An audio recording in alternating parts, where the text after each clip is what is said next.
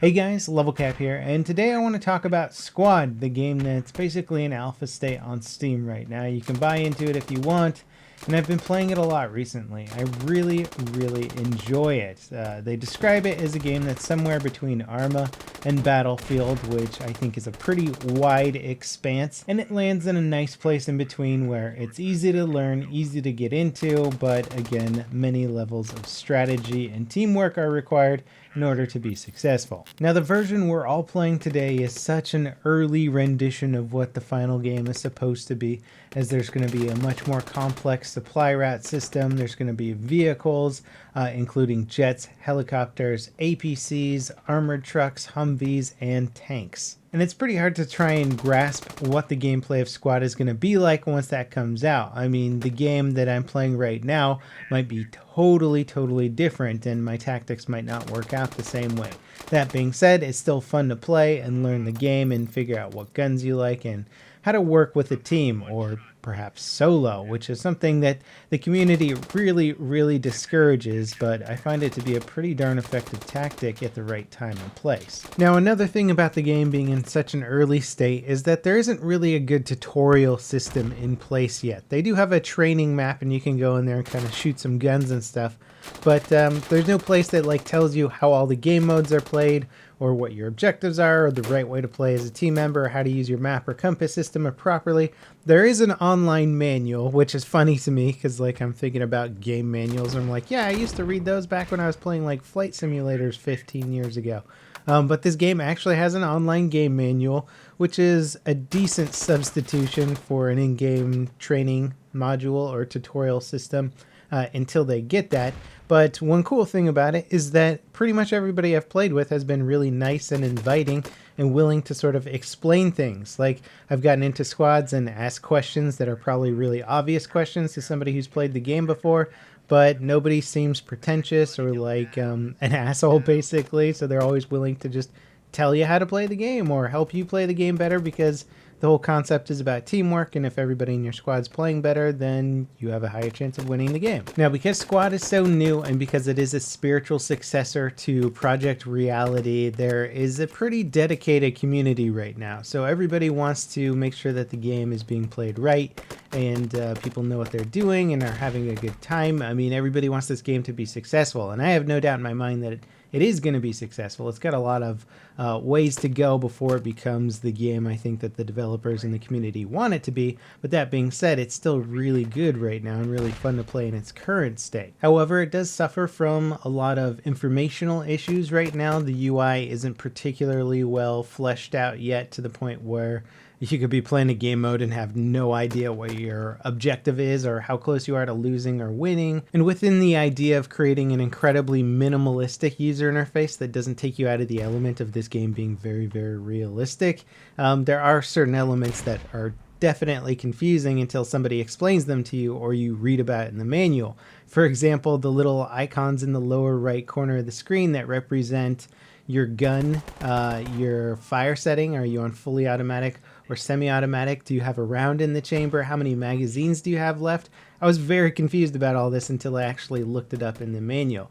So just the UI elements themselves are not particularly intuitive. The map as well has points on it that are marked out, but you don't really know which point you should go to, because a lot of the game modes have capture points that you have to capture in a certain order, and they're not really marked out. And I've had squad leaders take us to capture points that we couldn't yet capture. So I definitely think the UI could use a bit more refinement to be just more intuitive and newbie friendly. Now, somebody who didn't really play Project Reality extensively and coming in a squad, I definitely have my criticisms of the game so far. Now that I'm really enjoying it, I'm like, oh, it'd be so much better if this worked like that.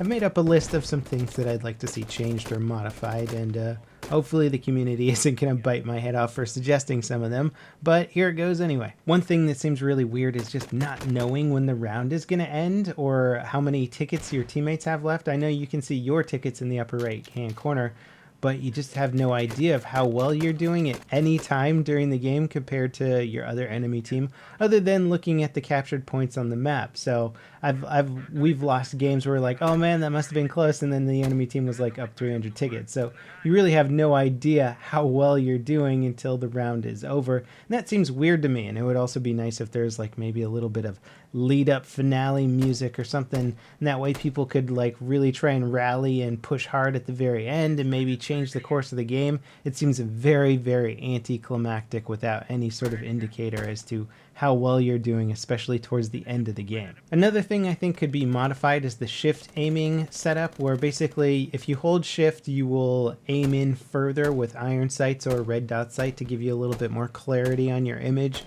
little bit more target resolution there.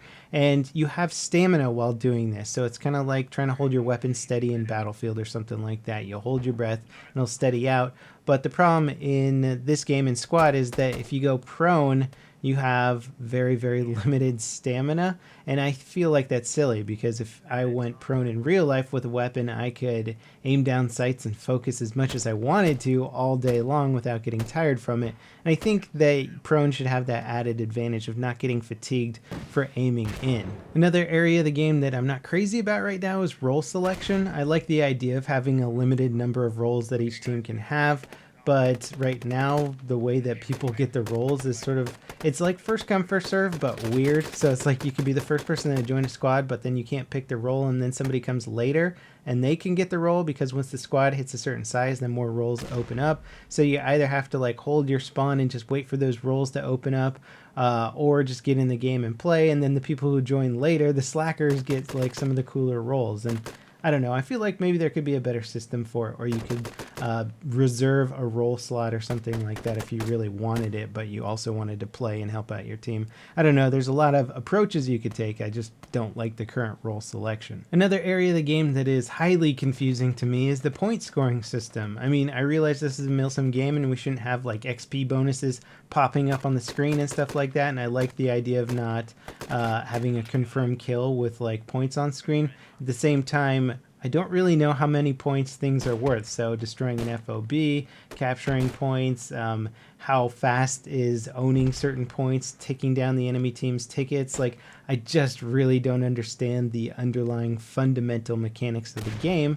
And I think that could be better explained if there was some sort of point system somewhere in the game to tell you, oh, look, like the enemy team's captured 3 of the flags and you've only got 1, so your tickets are going to tick down at this rate or something. Like, it's just very unclear to me right now as to why we might be losing faster than the other team. So I think, just again, that kind of harks back to the UI aspect of the game. There's a lot that could be done to make the game more intuitive. Another area of the game that feels really unrealistic and awkward at times is the fact that you can so well fortify some of the capture points that the attacking teams can't get in, and they need like such overwhelming numbers to like dig down pesco barriers and do all this stuff just to get into the base. It feels weird at times, and I think that like an offensive ladder would be a great element to get around this. If you could build a ladder outside of a wall of a base and climb over at a different area, that would make it so that any team with overwhelming numbers could override a base's defenses and take that base quicker,